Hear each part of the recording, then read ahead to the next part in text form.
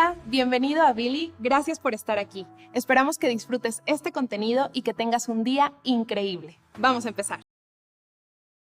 La tarde que encontré el recibo del Hotel Boutique guardado entre las páginas de su agenda, estaba ordenando su escritorio como hacía cada viernes desde que nos casamos. Un ritual tonto, quizás, pero me gustaba mantener sus papeles en orden, asegurarme de que no se le pasara ninguna cita importante, ninguna factura pendiente. Era mi forma de cuidarlo, supongo, de demostrarle que importaba. El papelito estaba arrugado, casi transparente de tanto doblarlo y desdoblarlo. Suite presidencial. 2 noches. Champán francés. Dom Perignon incluido. La fecha me golpeó como un puñetazo en el estómago. 15 y 16 de marzo. Ese fin de semana. El mismo que Mauricio había pasado supuestamente en la Convención de Arquitectos en Guadalajara. El que me había llamado apenas 2 veces para decirme que las conferencias eran larguísimas y que lo extrañaba. Me quedé ahí parada, con el recibo temblando entre mis dedos, sintiendo cómo todo mi cuerpo se enfriaba de golpe. Afuera, podía escuchar a Mauricio silbando una canción mientras lavaba su camioneta nueva, esa pick-up negra reluciente que había comprado hacía 3 meses. La necesito para supervisar las obras, mi amor. Había dicho con esa sonrisa suya que antes me derretía el corazón. Durante 18 años de matrimonio, jamás lo había escuchado silbar mientras lavaba un coche. Ahora lo hacía cada fin de semana, tarareando melodías que yo no conocía, como si tuviera algún secreto feliz que no podía compartir conmigo. Y en ese momento, con ese maldito recibo en la mano, supe cuál era ese secreto. No lloré. Eso fue lo que más me sorprendió de todo. Siempre fui de lágrima fácil. Lloraba con las películas románticas, con las noticias tristes, hasta cuando los gemelos ganaban sus partidos de fútbol. Pero ahí, descubriendo que mi esposo me había traicionado, que había dormido con otra mujer en una suite de hotel mientras yo preparaba su comida favorita para cuando regresara, no salió ni una sola lágrima. Solo sentí un vacío inmenso, como si alguien me hubiera arrancado algo del pecho y no supiera exactamente qué. Doblé el recibo con cuidado y lo guardé en el bolsillo de mi delantal de florecitas, el mismo donde llevaba la lista del supermercado que tenía que hacer esa tarde. Tomates, cilantro, chiles verdes, costillas de puerco, su platillo favorito. Qué irónica es la vida, ¿no? Ahí estaba yo, planeando cocinarle su comida preferida al hombre que acababa de destrozarme. Seguía acomodando los papeles en su escritorio como si nada hubiera pasado, porque sabía que en media hora llegarían los gemelos de la escuela con hambre y con 1000 historias que contar, y yo tenía que estar ahí, sonriente y presente, como siempre. Esa era mi vida. Eso era lo que hacía. No importaba si me estaba muriendo por dentro. Cuando terminé, bajé a la cocina y saqué las costillas del refrigerador. Mis manos se movían automáticamente. Lavar la carne, picarla en trozos, poner a hervir el agua. Mecánica, vacía, como robot programado para cocinar y sonreír y fingir que todo está perfecto. Esa noche cenamos en familia, todos juntos alrededor de la mesa que Mauricio había hecho construir a la medida cuando remodelamos la casa, para que siempre estemos unidos, había dicho entonces, con los ojos brillantes de emoción. Los gemelos, Sebastián y Santiago, devoraban las costillas y me llenaban de elogios. «Mamá, están deliciosas, como siempre», dijo Sebastián, lamiéndose los dedos. «Las mejores del mundo», agregó Santiago con la boca llena. Mauricio también comía con apetito, contándome animadamente sobre un nuevo proyecto residencial en las afueras de la ciudad. Hablaba con las manos, gesticulando, explicando los planos como si yo entendiera de arquitectura. Yo asentía en los momentos correctos, servía más agua cuando su vaso se vaciaba, limpiaba las migajas que caían junto a su plato. La esposa perfecta que había sido durante casi 2 décadas. La tonta perfecta. «¿Estás bien, Sofía?», me preguntó de repente, interrumpiendo su monólogo. «Te noto muy callada». Me obligué a sonreír, esa sonrisa que había perfeccionado durante años de comidas familiares y reuniones sociales. «Solo cansada, mi amor. Hoy me dolió la espalda todo el día. Ya sabes, la edad». Él se rió y me dio una palmadita en la mano. «Ay, mi vieja. Deberías ir al doctor, no te descuides. Mi vieja».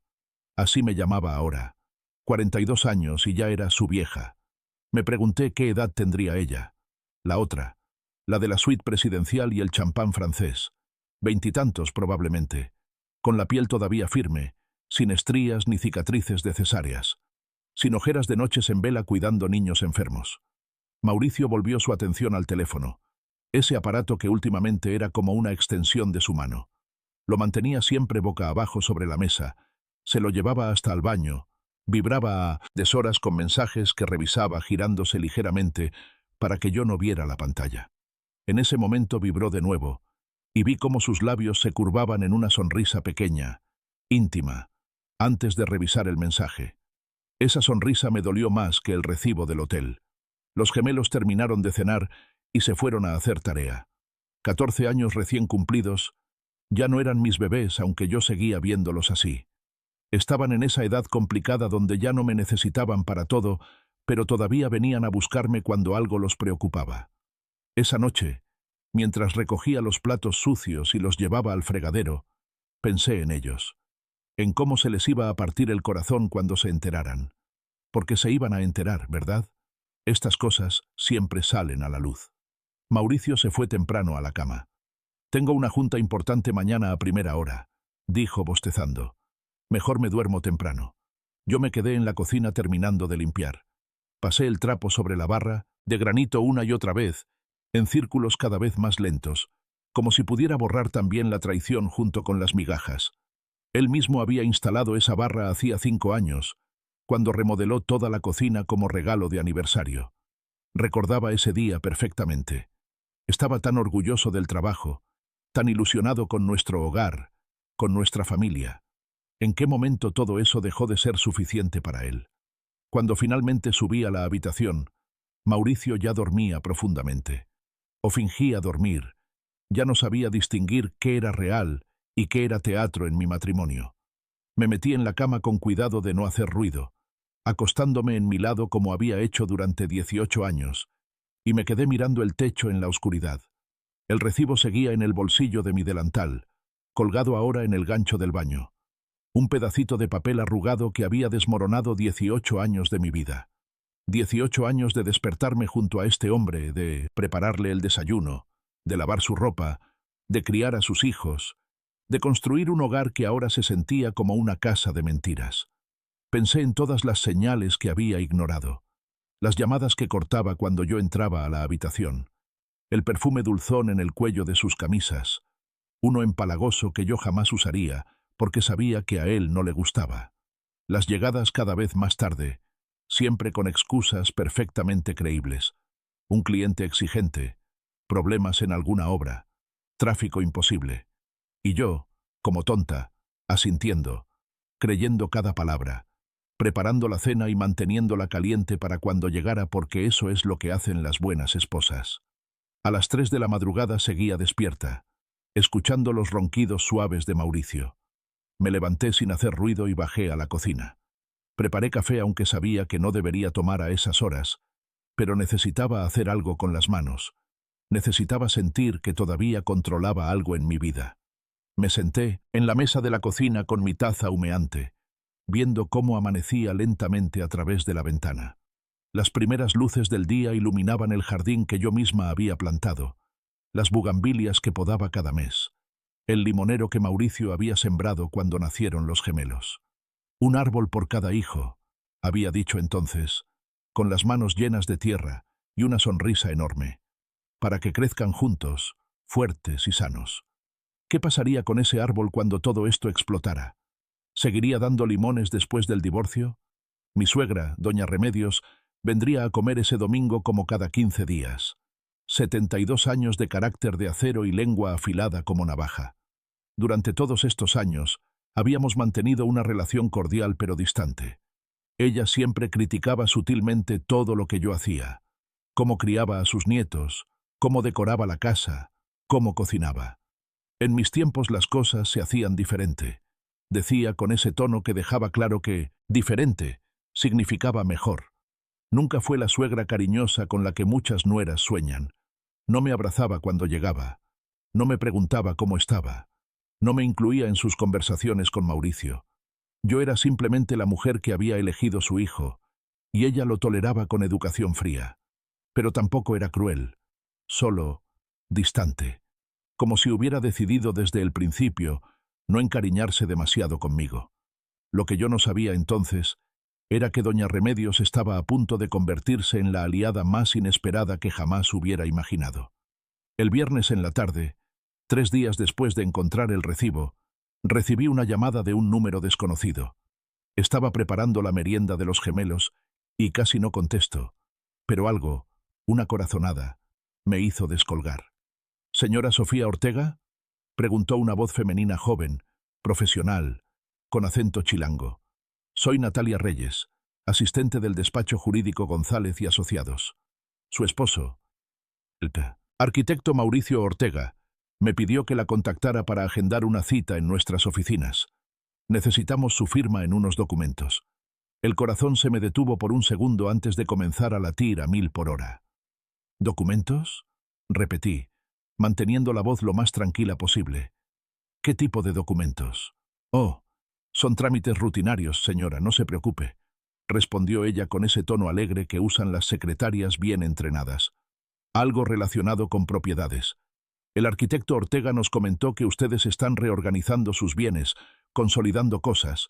Solo necesitamos unas firmas para que todo quede legal y listo. Reorganizando bienes. Consolidando». Las palabras flotaron en mi cabeza como moscas sobre algo podrido.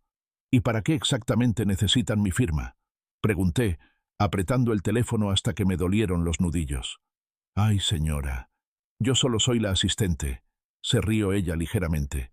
«Los detalles se los explicará mejor el licenciado González en la cita. ¿Le parece bien el próximo miércoles a las 10 de la mañana?» «El miércoles», repetí como atontada. «Sí, perfecto. El arquitecto Ortega ya confirmó que él puede a esa hora. Los esperamos entonces. Que tenga bonito día, señora». Colgó antes de que pudiera decir algo más. Me quedé ahí parada en medio de la cocina con el teléfono en la mano, sintiéndome como si el piso se estuviera abriendo bajo mis pies. Reorganizando bienes. Mi esposo estaba reorganizando nuestros bienes, las propiedades que habíamos construido juntos durante años de trabajo, y apenas me lo iba a mencionar de casualidad, como quien invita a firmar por un paquete de correos. Me senté en el sillón de la sala, ese que habíamos comprado en una tienda de muebles antiguos cuando apenas llevábamos 3 años de casados. Mauricio había insistido en que era perfecto, aunque costaba más de lo que podíamos pagar en ese momento. «Es para toda la vida», había dicho, pasando la mano sobre la tela verde oscura. «Aquí vamos a ver crecer a nuestros hijos». Y era verdad. En ese sillón los gemelos habían dado sus primeros pasos, agarrándose del brazo para no caerse. En ese sillón habíamos pasado incontables navidades, abriendo regalos mientras el árbol brillaba en la esquina. En ese sillón Mauricio y yo habíamos planeado nuestro futuro una vida atrás, cuando todavía creíamos en los finales felices. Ahora ese futuro se desmoronaba, y yo ni siquiera sabía exactamente cómo. Esa noche, cuando Mauricio llegó a casa, actuó como si nada. Entró silbando esa canción que yo no conocía, me dio un beso rápido en la mejilla, se sirvió agua del refrigerador. Preguntó por los gemelos. «Están en sus cuartos haciendo tarea», le dije, vigilando cada uno de mis movimientos, cada palabra, para que no notaran nada raro. «Ah, perfecto». Se apoyó contra la barra, tomando su agua. «Oye, por cierto, el miércoles tenemos que ir juntos a firmar unos papeles. Son cosas del banco, ya sabes, trámites aburridos». «¿Del banco?», pregunté, fingiendo inocencia. «¿Qué tipo de trámites?». «Están actualizando lo de la hipoteca de la casa», respondió él con tanta naturalidad que por un segundo casi le creo. «Ya sabes cómo son ahora con todo eso de las regulaciones nuevas». «Pero si ya terminamos de pagar la hipoteca hacía 2 años», dije despacio. «Tú mismo me lo dijiste. Hasta fuimos a cenar para celebrarlo». Él se rió, pero fue una risa forzada, incómoda. «Sí, claro, pero es una refinanciación. Me ofrecieron unas tasas de interés buenísimas, una oportunidad que no podía dejar pasar. Además aproveché para meter también las propiedades de inversión que tenemos, consolidar todo. Sale a nombre de los dos, no te preocupes. Es puro papeleo». Mentiroso. La palabra resonó en mi cabeza con tanta claridad que por un momento temí haberla dicho en voz alta. Cada sílaba que salía de su boca era mentira. Cada sonrisa, cada gesto tranquilizador, todo era teatro. Claro, dije con una sonrisa que me dolió en los músculos de la cara. ¿A qué hora tenemos que estar? A las 10. Te paso a recoger aquí, vamos juntos. Me dio un beso en la frente, como si fuera el esposo más atento del mundo. No es nada complicado, mi amor. Solo firma donde te indique el licenciado y ya está. Esa noche no pude dormir. Me quedé pensando en los años que había dedicado a este matrimonio, en todo lo que había sacrificado. Había dejado mi trabajo de maestra de primaria cuando nacieron los gemelos. Era un buen trabajo, uno que me gustaba, donde los niños me querían y las otras maestras me respetaban. Pero Mauricio insistió. Podemos vivir bien con mi sueldo, decía. Los niños te necesitan en casa. Yo quiero que seas tú quien los críe, no una extraña. Y yo, como idiota enamorada, acepté. Feliz de poder criarlos sin prisas, de estar ahí para cada rodilla raspada, cada función escolar, cada pesadilla nocturna. Me convencí de que estaba haciendo lo correcto, que estaba construyendo una familia sólida. Pero ahora entendía la verdad. Sin trabajo, sin ingresos propios, sin nada a mi nombre, yo había quedado completamente dependiente de él. Y él lo sabía. Lo había sabido desde el principio. Me había convertido en una prisionera de mi propia vida, atada con cadenas hechas de amor maternal y obligaciones domésticas. El domingo llegó doña Remedios a la hora exacta, como siempre, puntual hasta el último segundo. Esa mujer nunca llegaba tarde ni temprano. Traía su bolsa de piel negra que nunca soltaba y ese aire de mujer que ha visto demasiado en la vida como para sorprenderse de algo.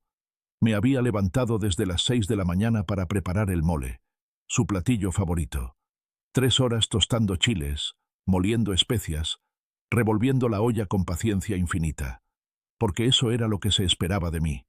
La buena nuera que cocina, que limpia, que sonríe aunque se esté muriendo por dentro. Se sentó a la mesa con su espalda recta y sus modales perfectos.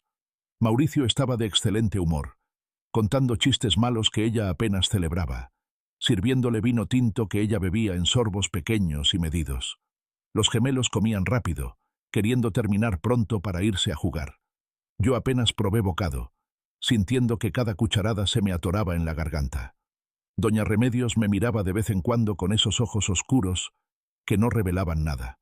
Siempre había sido así, imposible de leer. Nunca supe si me aprobaba o simplemente me toleraba por amor a su hijo.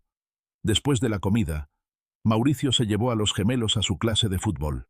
Doña Remedios se quedó conmigo, cosa rara porque usualmente se iba en cuanto terminaba el postre. La vi levantarse de la mesa y seguirme a la cocina mientras yo empezaba a lavar los platos. Me puse los guantes amarillos y abrí la llave del agua, dejando que el ruido llenara el silencio incómodo. Ella se quedó parada junto a la barra, observándome. Podía sentir su mirada en la nuca. «Te ves terrible, muchacha», dijo de repente, sin preámbulos. Me giré, sorprendida por la franqueza directa. «¿Perdón? Que te ves terrible», repitió, cruzándose de brazos. «Tienes ojeras hasta el suelo y te tiemblan las manos. ¿Cuánto hace que no duermes bien?» «Yo he dormido bien, doña Remedios. Solo es... No me vengas con mentiras». Se acercó y me miró fijamente con esos ojos que de repente parecían ver demasiado. «¿Qué está pasando?» Por un momento consideré seguir mintiendo, decir que todo estaba perfecto, que solo estaba cansada, mantener la fachada que había sostenido toda la semana. Pero estaba exhausta, tan increíblemente cansada de fingir, y había algo en su mirada, una comprensión antigua, del tipo que solo viene de haber sufrido lo mismo. «Encontré un recibo de hotel», dije en voz baja, casi un susurro, de un fin de semana que Mauricio supuestamente pasó en una convención de trabajo. Suite presidencial, champán francés. 2 noches. Ella no se sorprendió, no gritó, no preguntó si estaba segura, no intentó defenderlo. Solo asintió lentamente, como si acabara de confirmar algo que ya sabía. «¿Y qué más?», preguntó con voz plana. Le conté todo. El teléfono que nunca soltaba, el perfume extraño en sus camisas, las llegadas tarde, las sonrisas secretas. Y finalmente, Lo peor, la llamada de la asistente del despacho de abogados, la cita para firmar papeles, la mención casual de Mauricio sobre reorganizar bienes. Doña Remedios escuchó en silencio. Cuando terminé, se sentó pesadamente en una de las sillas de la cocina. Por primera vez en 18 años, la vi vulnerable. La máscara de mujer dura e inquebrantable se resquebrajó un poco. «Es igual que su padre», dijo finalmente, con la voz cargada de una amargura vieja. «Idéntico». Me senté frente a ella, confundida y sorprendida. «¿Don Timoteo? Pero él siempre fue un infiel de primera», interrumpió con una risa amarga. «Un mentiroso profesional. Un ladrón con corbata y sonrisa encantadora». Me quedé sin palabras. Don Timoteo había muerto hacía 5 años. Mauricio siempre lo describió como un hombre ejemplar, trabajador, devoto de su familia. Yo me di cuenta demasiado tarde, continuó doña Remedios, mirando sus manos arrugadas sobre la mesa. Cuando ya me había dejado sin nada, doña Remedios se quedó mirando sus manos sobre la mesa, esas manos arrugadas y manchadas por la edad que temblaban ligeramente. Nunca la había visto así, siempre tan fuerte, tan inquebrantable, y ahora parecía una mujer rota reviviendo sus propios fantasmas. «Tenía tu edad», comenzó con voz ronca. 42 años. Mauricio tenía 15. Estaba en la secundaria. Un día llegó Timoteo a la casa más temprano que de costumbre. Me pidió que firmara unos papeles. «Es solo una formalidad bancaria», me dijo. «Están refinanciando los créditos de la empresa». Se detuvo y cerró los ojos, como si el recuerdo le doliera físicamente. Firmé sin leer. Como buena esposa que era, confiaba ciegamente en mi marido.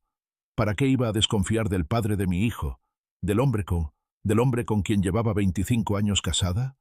«¿Qué pasó?», pregunté, aunque una parte de mí ya sabía la respuesta.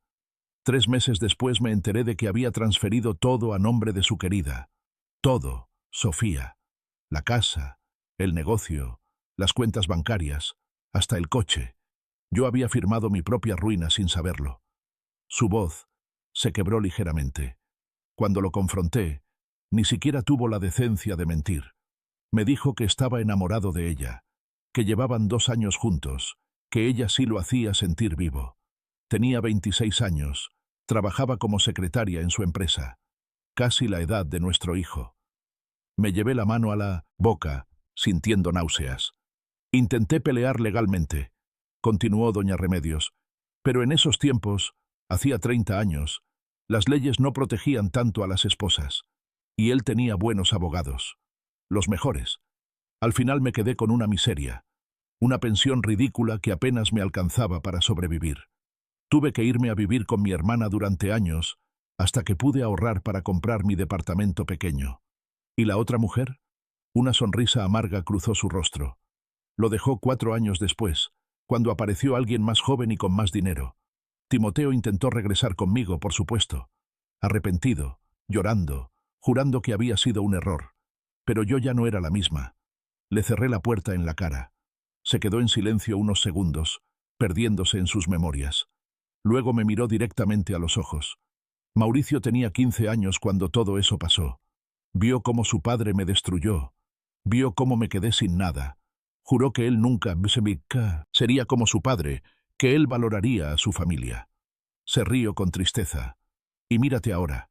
La historia se repite igual. Las lágrimas que había contenido toda la semana finalmente empezaron a caer por mis mejillas. No podía pararlas. Todo el dolor, la traición, el miedo, salieron de golpe. No sé qué hacer, doña Remedios. Tengo 2 hijos. No he trabajado en 14 años. No tengo dinero propio. Si él me deja sin nada, no va a dejarte sin nada, interrumpió ella con una firmeza que me sorprendió. No esta vez. No voy a permitir que mi hijo repita los errores de su padre. No voy a quedarme de brazos cruzados viendo cómo destruye otra familia. ¿Pero qué puedo hacer? Él ya tiene todo planeado. El miércoles voy a firmar esos papeles y... No firmes nada, dijo categóricamente. Ni una sola hoja. Y cuando te pregunte por qué, dile que te sientes mal, que tienes migraña, cualquier excusa. Necesitamos tiempo. ¿Tiempo para qué? Doña Remedios se inclinó hacia adelante, con una mirada que nunca le había visto. Una mezcla de determinación y algo que parecía justicia largamente esperada. Para contraatacar, para darle a mi hijo la lección que debí darle hace años. Sacó su celular del bolso. Conozco a alguien, un abogado muy bueno, de los que pelean sucio cuando es necesario. Me ayudó a recuperar algo de dinero después del divorcio. Se llama licenciado Méndez. Mañana mismo lo llamo. ¿Y si Mauricio se enoja? ¿Y si... Déjalo que se enoje? Su voz era dura como el acero. Ya no eres la única en esto, muchacha. Ahora me tienes a mí. Y créeme, tengo muchas ganas de ajustar cuentas con ese hijo mío. La miré con una mezcla de gratitud y asombro.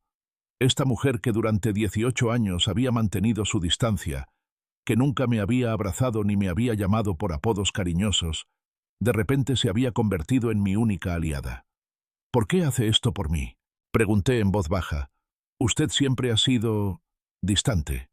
Doña Remedios suspiró profundamente. Porque vi lo mismo que yo viví.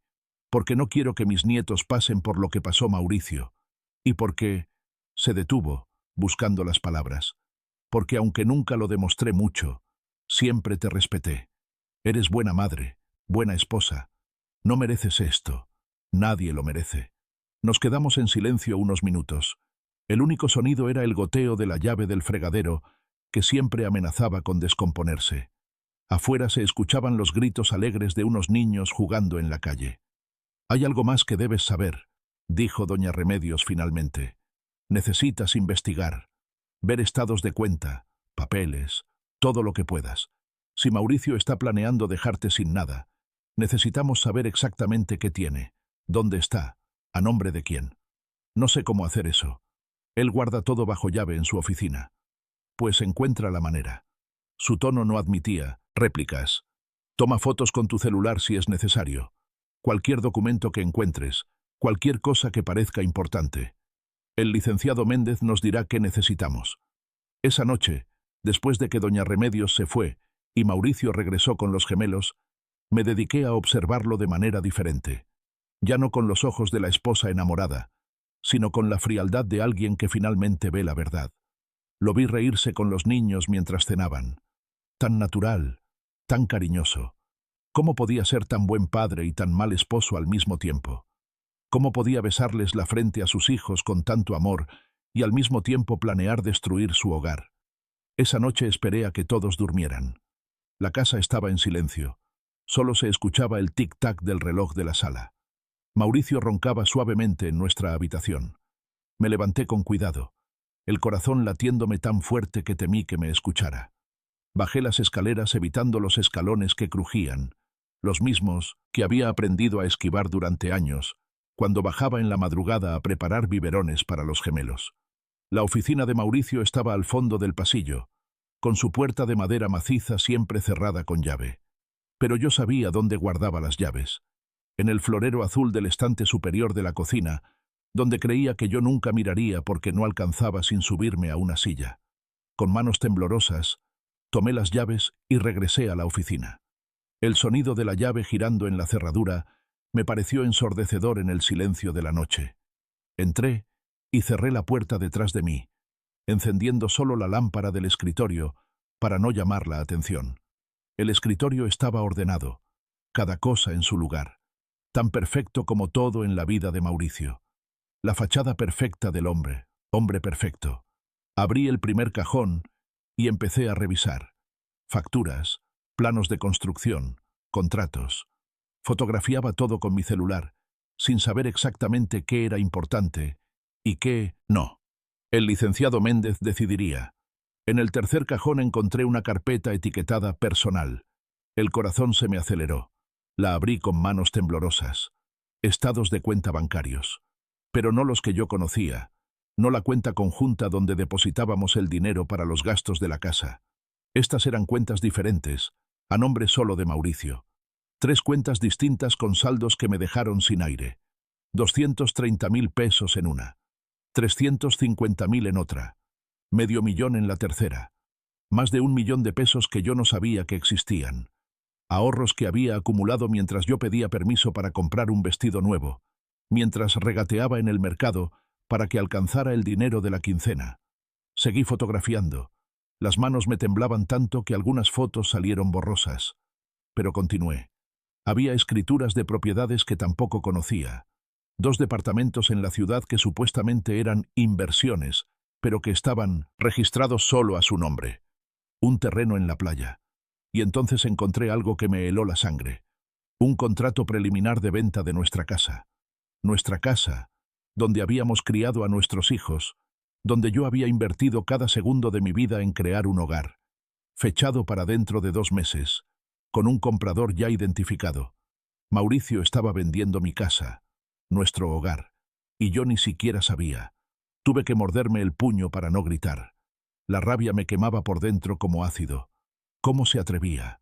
¿Cómo podía siquiera pensar en hacer esto? Fotografié el contrato desde todos los ángulos, asegurándome de que cada detalle fuera visible. Luego seguí buscando. En la parte trasera de la carpeta había algo más. Una serie de mensajes impresos, conversaciones de WhatsApp entre Mauricio y un número sin nombre guardado. Mi amor, ya casi está todo listo. En 2 meses nos vamos juntos. ¿Y tu esposa? Ya te dije que no te preocupes por ella. Va a firmar todo el miércoles y ni cuenta se va a dar. Cuando quiera reaccionar, ya no habrá nada a su nombre. ¿Y los niños? Los veré los fines de semana. Pero tú serás mi prioridad ahora. Tú y nuestro futuro juntos. Te amo. No puedo esperar a que seamos libres. Yo también te amo, bebé. Esta tonta no se va a quedar ni con un centavo, te lo prometo. Esta tonta. Así me llamaba. Después de 18 años de matrimonio, de criar a sus hijos, de sacrificar mi carrera, de dedicarle cada minuto de mi vida, para él, yo era esta tonta. Las lágrimas caían sobre el papel mientras fotografiaba cada mensaje. Ya no eran lágrimas de tristeza.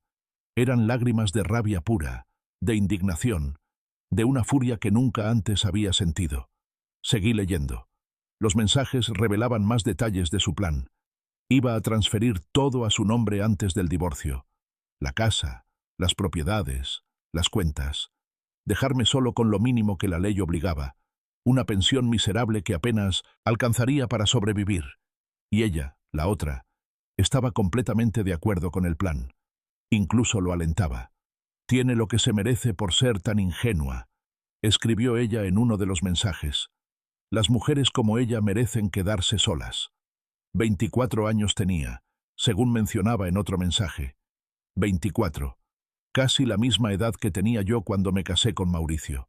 Una niña que seguramente pensaba que el amor lo conquistaba todo, sin darse cuenta de que el hombre que amaba era capaz de destruir a la madre de sus hijos sin pestañear. Terminé de fotografiar todo y guardé cada papel exactamente como lo había encontrado. Cerré los cajones, apagué la luz, salí de la oficina y volví a guardar las llaves en el florero. Mis movimientos eran mecánicos, automáticos. Cuando volví a la cama, Mauricio seguía roncando tranquilamente. Dormía el sueño profundo del hombre que cree que todo está bajo control, que su plan es perfecto, que su esposa es demasiado tonta para darse cuenta de nada.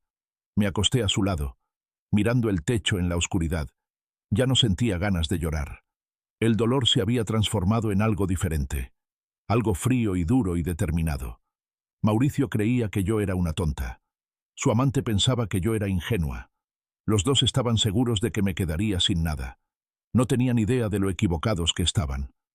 A la mañana siguiente llamé a doña Remedios temprano. Apenas Mauricio se fue a trabajar y los gemelos salieron para la escuela. «Lo encontré todo», le dije sin preámbulos.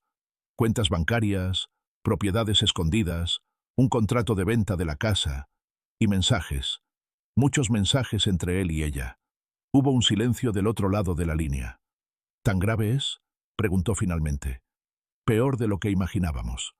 Le conté todo lo que había encontrado, cada detalle, cada mensaje cruel. «Doña Remedios, tienen todo planeado. En 2 meses van a dejarme sin nada. Mándale las fotos al licenciado Méndez. Te voy a pasar su número ahora mismo. Y esta tarde, cuando termines de recoger a los niños de la escuela, vienes a mi casa. Tenemos mucho que planear». El lunes y el martes pasaron en una nebulosa extraña. Yo seguía con mi rutina normal, preparando desayunos, llevando a los gemelos a la escuela, limpiando la casa, cocinando. Pero por dentro era otra persona. Por dentro estaba en guerra. Mauricio me hablaba y yo sonreía. Me besaba en la mejilla y yo no me apartaba. Me preguntaba si estaba lista para el miércoles y yo asentía dulcemente, como la esposa obediente que él creía que era. Mientras tanto, el licenciado Méndez revisaba todas las fotos que le había mandado. Me llamó el martes en la tarde. Su voz era seria pero satisfecha. «Señora Ortega, tiene usted un caso muy sólido. Su esposo cometió varios errores legales en su intento de esconderle bienes. Los mensajes son especialmente útiles, demuestran premeditación y mala fe. Pero necesito que no firme absolutamente nada el miércoles. ¿Y qué le digo? Él va a sospechar si me niego de repente. Dígale que se siente mal. Dolor de cabeza, náuseas, cualquier cosa. Los hombres como su esposo son arrogantes. Va a creer que tiene más tiempo. Eso nos beneficia». El miércoles en la mañana me levanté con el estómago hecho un nudo. Mauricio estaba de excelente humor, silbando mientras se vestía. «¿Lista para la cita, mi amor?», preguntó mientras se anudaba la corbata. Me llevé la mano a la sien y cerré los ojos. «Mauricio, me siento terrible. Me duele mucho la cabeza. Creo que fue algo que comí anoche». Su expresión cambió inmediatamente. Preocupación, pero también algo más. Frustración, impaciencia. ¿Tan mal estás? Es solo una hora, amor. Firmamos y regresamos. De verdad no puedo. Me recosté en la cama, actuando lo mejor que podía. Siento que voy a vomitar. Lo vi debatirse internamente. Podía ver los engranajes girando en pie, su cabeza, calculando, decidiendo. «Está bien», dijo finalmente. «Descansa. Posponemos para la próxima semana». «Gracias, mi amor», susurré débilmente. Cuando se fue, me quedé en la cama unos minutos más, el corazón latiendo con fuerza. Luego me levanté y llamé a doña Remedios. «Ya está», dije. Le creí. «Tenemos más tiempo». «Perfecto. Entonces es hora de que pasemos al siguiente paso del plan». Su voz sonaba diferente. Había algo en ella que me asustó un poco. Algo implacable. «¿Qué plan?» El de demostrarle a mi hijo que subestimar a su esposa fue el error más grande de su vida. En las siguientes 2 semanas fueron las más extrañas de mi vida. Por fuera, todo seguía igual. Yo era la misma Sofía de siempre. Preparaba el desayuno, llevaba a los gemelos a la escuela, limpiaba la casa, cocinaba la cena. Sonreía cuando Mauricio llegaba, le preguntaba por su día, le servía su plato favorito. Pero por dentro, todo había cambiado. Cada sonrisa era un arma, cada palabra amable, una estrategia, cada gesto de obediencia, parte de un plan mayor. El licenciado Méndez trabajaba discretamente desde su oficina. Era un hombre de unos 60 años, con el pelo completamente blanco y una mirada que había visto demasiadas batallas legales como para sorprenderse de algo. Doña Remedios me acompañó a la primera reunión con él. «Su esposo es arrogante», dijo el licenciado después de revisar todas las evidencias, «y esa arrogancia va a ser su perdición». Dejó un rastro de papel que cualquier juez verá con claridad. Los mensajes donde planean dejarla sin nada son especialmente útiles. Demuestran no solo infidelidad, sino intención maliciosa de fraude. «¿Qué tengo que hacer?», pregunté. «Seguir actuando normal. Que no sospeche nada. Mientras tanto yo preparo los documentos. Cuando llegue el momento vamos a golpear duro y rápido. No le vamos a dar tiempo de reaccionar». Mauricio, por su parte, seguía presionándome para firmar los papeles. Cada 2 días inventaba una nueva excusa, que me dolía la cabeza, que los gemelos estaban enfermos, que tenía cita con el dentista. Él se frustraba visiblemente, pero su arrogancia era tan grande que nunca sospechó nada. «Sofía, ya llevamos 2 semanas con esto», me dijo una noche con tono de fastidio. «Son solo papeles. ¿Por qué le estás dando tantas vueltas?» «No le estoy dando vueltas, mi amor», respondí con voz suave. «Es solo que ha sido una racha de mala suerte. Pero ya el próximo lunes vamos, te lo prometo». Él suspiró, pero asintió. Estaba tan seguro de que yo era tonta, tan convencido de que tenía todo bajo control, que ni por un segundo consideró que pudiera estar planeando algo. Los mensajes con su amante continuaban. Yo lo sabía porque una noche, mientras él dormía, revisé su teléfono. Era fácil. La contraseña era la fecha de cumpleaños de los gemelos. Qué irónico. Ya me cansé de esperar. Escribí a ella. ¿Para cuándo va a firmar esa estúpida? Pronto, bebé. Esta semana seguro. Te lo prometo. Más te vale. Ya quiero que estemos juntos de una vez. Ya quiero vivir en esa casa que me prometiste. Mi casa. Estaba hablando de mi casa, del hogar donde yo había criado a mis hijos. Fotografié todo y se lo mandé al licenciado Méndez. Cada mensaje era una pieza más de evidencia. Cada palabra cruel de ellos, un clavo más en su ataúd legal. Doña Remedios venía a visitarme seguido ahora. Tomábamos café en la cocina mientras los gemelos estaban en la escuela, y ella me contaba historias de su propia batalla legal años atrás. Lo que más me dolió, me confesó una tarde, no fue perder el dinero. Fue darme cuenta de que durante 25 años había vivido con un extraño, que el hombre que creía conocer nunca había existido. Yo siento lo mismo, admití. A veces miro a Mauricio y no lo reconozco. ¿Cómo pude estar tan ciega? No, estabas ciega. Él era buen actor, como todos los mentirosos profesionales. Me tomó la mano, un gesto de afecto que nunca antes había tenido conmigo. Pero ahora tienes los ojos bien abiertos. Y esa es tu ventaja. El licenciado Méndez finalmente me llamó un viernes en la tarde. Ya está todo listo, señora Ortega. He presentado una demanda de divorcio con solicitud de medidas cautelares. El lunes en la mañana se la van a notificar. Y aquí viene la parte que más le va a gustar. Incluí una orden de congelamiento de todas sus cuentas y propiedades hasta que el juez decida la repartición de bienes. Eso significa que no va a poder vender nada, transferir nada, ni tocar un solo peso sin autorización judicial. Todo queda congelado hasta la audiencia. Sentí una oleada de satisfacción tan intensa que casi me mareó. ¿Y cuándo es la audiencia? La conseguí para dentro de 2 semanas. Es rápido, pero este juez me debe un favor. Y créame, cuando vea las evidencias que tenemos, va a estar de nuestro lado. El lunes en la mañana me levanté temprano. Preparé el desayuno como siempre, pero había una electricidad en el aire que solo yo podía sentir. Mauricio estaba de buen humor, cantando en la regadera, planeando su día. No tenía idea de lo que estaba por caerle encima. A las 10 de la mañana, mientras él estaba en su oficina supervisando una obra, llegó el notificador. Le entregó la demanda de divorcio junto con la orden de congelamiento de bienes. Su secretaria me llamó 20 minutos después, con voz asustada. Señora Ortega, el arquitecto pregunta que si puede hablar con usted. Suena muy alterado. Dígale que estoy ocupada, respondí con calma. Que hablamos en la noche cuando llegue a casa. Colgué el teléfono y me quedé sentada en la sala, respirando profundo. Esto era real. Ya no había vuelta atrás. Mauricio llegó a casa a las 3 de la tarde, mucho antes de su hora habitual. Entró, como huracán, con la cara roja de furia y los papeles arrugados en la mano. «¿Qué carajos es esto, Sofía?», gritó, aventando los documentos sobre la mesa. «¿Me estás demandando? ¿Tú? ¿De dónde sacaste dinero para un abogado?». Me quedé sentada en el sillón, mirándolo con una calma que ni yo sabía que tenía. «Siéntate, Mauricio». «No me voy a sentar. Exijo una explicación. Entonces te la voy a dar de pie». Me levanté y lo miré directamente a los ojos. «Sé todo. Sé de tus cuentas secretas, de las propiedades que escondiste, del contrato de venta de la casa. Sé de ella, de tus planes para dejarme sin nada. Leí cada uno de tus mensajes». La furia en su cara se transformó en shock, luego en pánico apenas disimulado. «Yo no sé de qué estás hablando. Estás inventando cosas». ¿Así?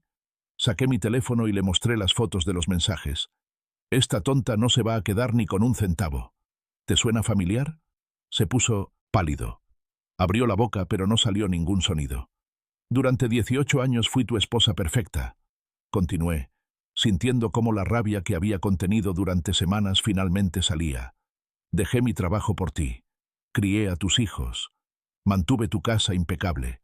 Te preparé tu comida favorita incluso cuando sabía que me estabas engañando. Y tú me llamabas tonta mientras planeabas robarme todo. Sofía, yo puedo explicar. No quiero tus explicaciones. Ya no. Te veo en la corte. «No puedes hacer esto», gritó, recuperando algo de su arrogancia. «Yo soy quien tiene el dinero, quien tiene los contactos. Mis abogados te van a destruir».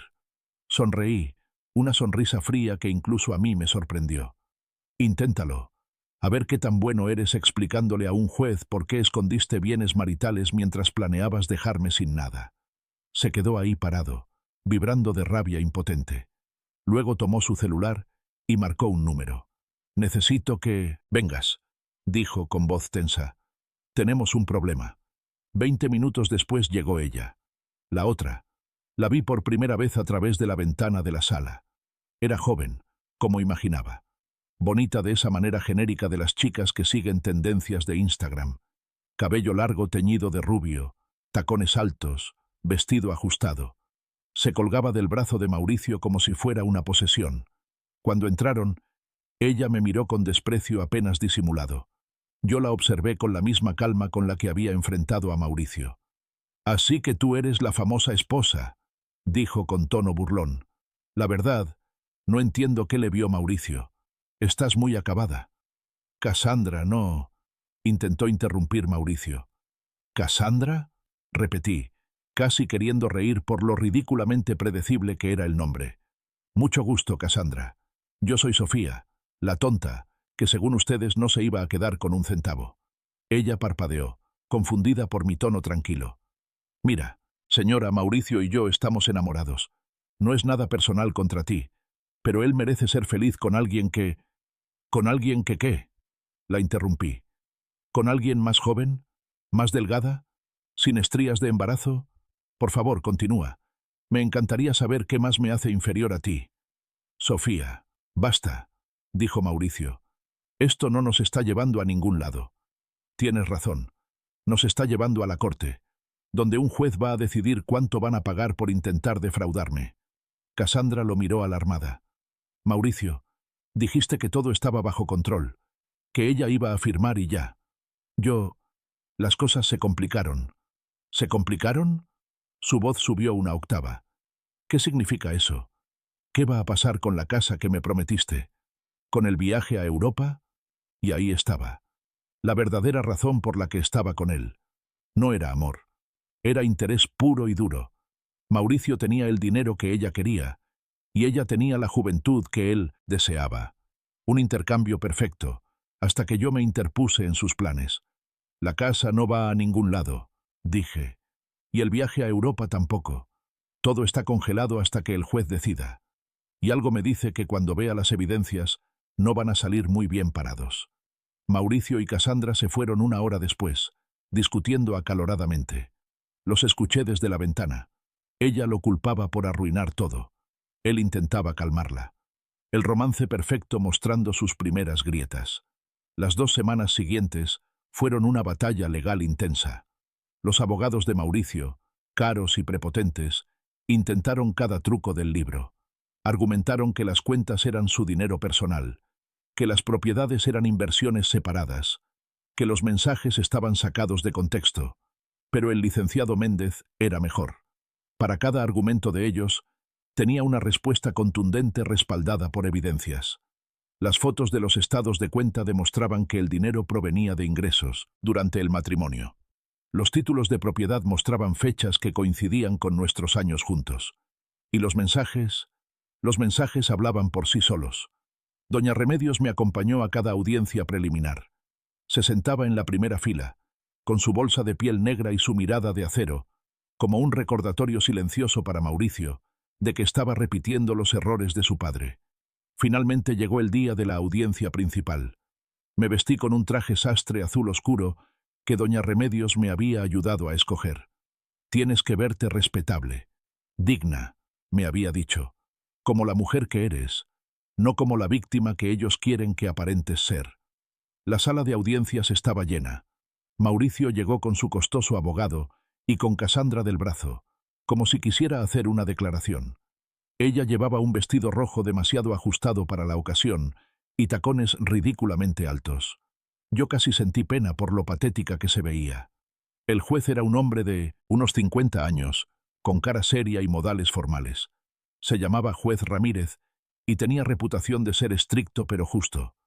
Bien, dijo después de revisar los documentos. Estamos aquí para resolver la división de bienes en el caso de divorcio entre Sofía Ortega y Mauricio Ortega. He revisado las evidencias presentadas por ambas partes, y debo decir, este es uno de los casos más claros que he visto en años. El abogado de Mauricio se levantó inmediatamente. Su señoría, mi cliente es un arquitecto exitoso que simplemente estaba organizando sus finanzas de manera inteligente. Siéntese, licenciado, lo interrumpió el juez secamente. Ya escuché suficientes argumentos de su parte en las audiencias preliminares. Ahora quiero escuchar del señor Ortega directamente. Miró a Mauricio. Señor Ortega, ¿puede explicarme por qué tenía 3 cuentas bancarias secretas que su esposa desconocía? Mauricio se aclaró la garganta, incómodo. Bueno, su señoría, yo pensaba, eran ahorros personales para... ¿Para qué?, presionó el juez. ¿Para comprar propiedades a su nombre sin informarle a su esposa? ¿Para planear, según leo en estos mensajes que están en el expediente, dejarla sin un centavo? El silencio en la sala era absoluto. Podía sentir las miradas de todos los presentes. Su señoría, intervino el abogado de Mauricio. Esos mensajes fueron... ¿Fueron qué? El juez levantó una hoja. Aquí dice textualmente: esta tonta no se va a quedar ni con un centavo. ¿Hay alguna forma de sacar eso de contexto, licenciado? Mauricio se hundió en su silla. A su lado, Cassandra se veía cada vez más incómoda. Además, continuó el juez, veo aquí un contrato preliminar de venta de la casa conyugal, fechado y firmado solo por el señor Ortega, sin el conocimiento ni consentimiento de su esposa. Me miró. Señora Ortega, ¿usted sabía que su esposo estaba vendiendo la casa donde viven? Me puse de pie, con voz clara y firme. No, su señoría. Me enteré cuando encontré el contrato escondido en su oficina. ¿Y los 2 departamentos y el terreno registrados solo a nombre del señor Ortega? ¿Sabía de su existencia?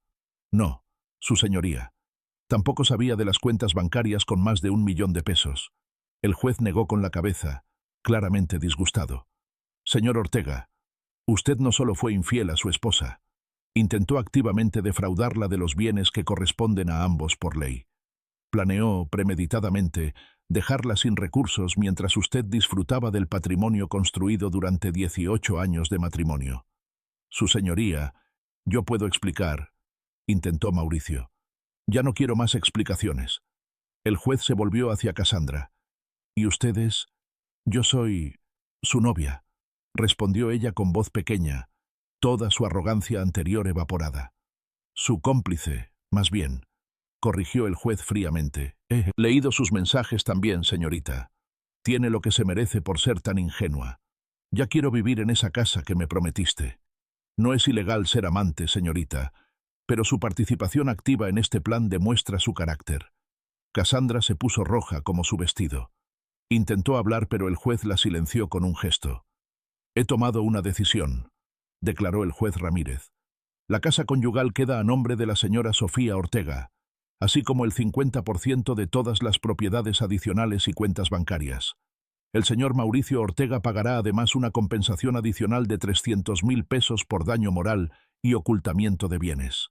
¡300.000 pesos! Gritó Mauricio, poniéndose de pie. ¡Eso es ridículo!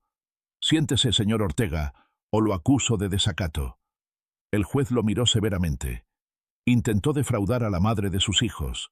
Escondió bienes maritales. Planeó dejarla en la calle. Considérese afortunado de que no lo estoy acusando de fraude criminal. Me volteé a mirar a doña Remedios. Tenía lágrimas en los ojos, pero sonreía.